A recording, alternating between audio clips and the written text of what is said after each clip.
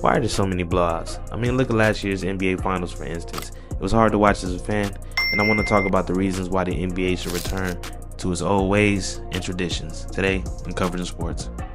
So that last matchup of the Mavericks versus the Celtics, it should have been way more legendary considering you had Jason Tatum, Jaylen Brown versus Kyrie Irving and Luka Doncic. It wasn't as much defense as you would like to see as a fan, and that's pretty much one of the biggest problems with today's NBA. There's not much defense, and it leads to a lot of blowouts. And in last year's NBA Finals, you had many blowouts. It wasn't exciting to watch. It was predictable from game one. And of course, you got a lot of finals that are like that, but for some reason, last year kind of was a foreshadow of what was to come with the viewership that we're having right now. And even though the NBA still has great players currently, I think it is a symptom of what's going on and what the NBA can work on as far as presenting, an NBA Finals, and it's sponsored, and not only the finals, but they got the playoff games in which people are just watching blowouts and they're buying the tickets and they're showing up. And these games aren't really competitive, in nature. You can't really compare them to the early 2000s or the 90s in which teams were actually competing. So the blowouts explain a lot of the reasons why people choose not to watch the NBA. And in today's NBA, a lot of the greatest players are foreigners. You got SGA, Jokic, Giannis, Luka, and a lot of other great players that make up today's NBA star portion. And they're from across the globe. And that's due to the globalization of the NBA. They were very successful at expanding the brand after Michael Jordan, LeBron, KD, etc., Curry, you name it.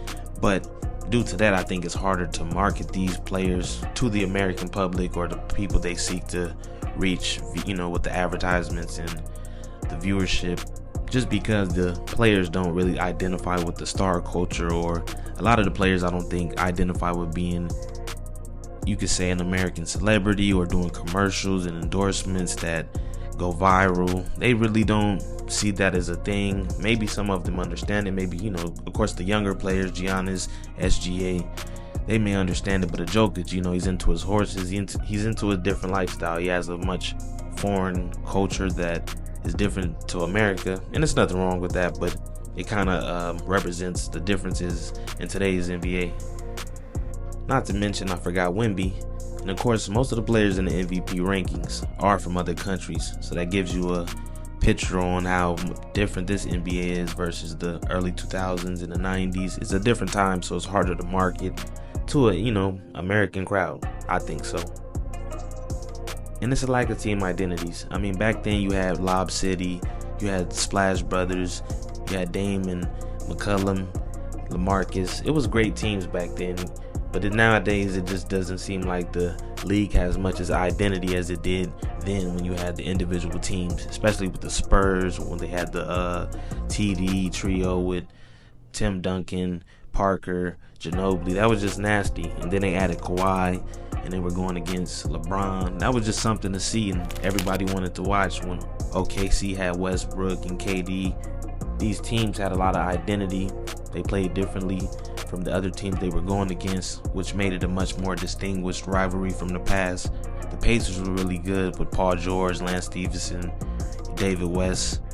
It was just a lot of great teams in the recent past. It wasn't much long ago when these were great teams that were around the league. You had the Grizzlies with Zach Randolph, Marc Gasol, Mike Conley. So due to the changing nature of basketball via Steph Curry and Lillard and Splash Brothers, the opening up of the shooting, and it's a beautiful thing to see when you do have players who can execute and shoot a high percentage, but a lot of players can't shoot that high of a percentage, especially to a level of a Curry or a Lillard or a Klay Thompson.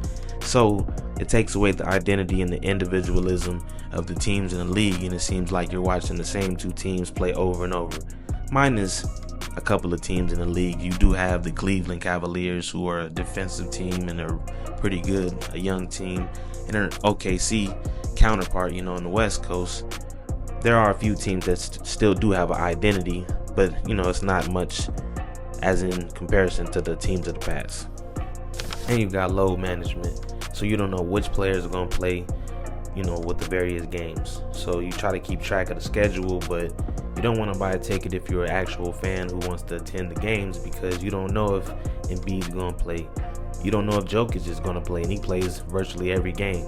LeBron is like Iron Man. He's pretty much going to be in most tickets you buy. He's going to be in the game. But it seems like majority of the great players in today's league, they'll sit out. And I think it's just to protect their brand and their health, make sure they're good for the playoffs, because in the time that's passing in the evolution of the game, I think most fans are just waiting for the playoffs to see the championship matchups, see who gets the rings, because you got all these super teams, you got all these blowouts. It takes away from the excitement.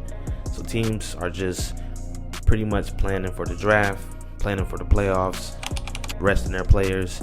It's very meticulous and tactical, so they make sure everybody gets rest before the games. Like Kawhi, it's players that do it successfully, but it does take away from the fans watching the game. And you know that if you watch or you bet on the game, it'll be a disappointment because the player's not playing. He's not gonna really perform, so it's a little letdown. But that's an aspect that the fans worry about.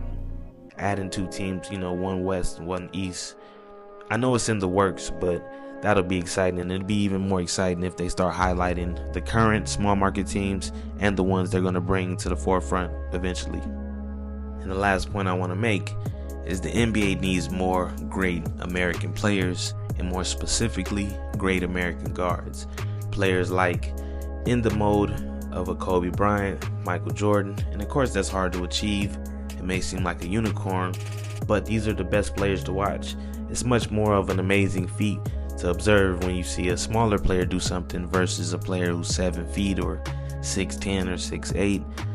When you watch a player doing something at 6'3, 6'1, 6'6, sizes of a guard, it's much more fascinating to watch, and as a fan you don't want to miss it. And to know it'll happen more and more in the game, it's more of a reason to watch as opposed to just catching the highlights on a Bleacher Report or just catching them on TV or the social media. But it's one of those things where I think the NBA needs more great American players, and it'll help to have more guards and players like D Wade, who made it exciting to watch. You wanted to watch these teams. They have players that went to the colleges you were a fan of, and you can't take that tradition away. But I think the NBA will find something to remedy the problems they have, because they're a great brand and they have great players still to this day. They got great players that will be retiring soon. So shout out to the NBA and the brand they've built over this long period of time. But that's what I got. The NBA should return back to its old ways, aka the greatness they used to know. But shout out to them, shout out to y'all. Like and subscribe. Thank you. Peace.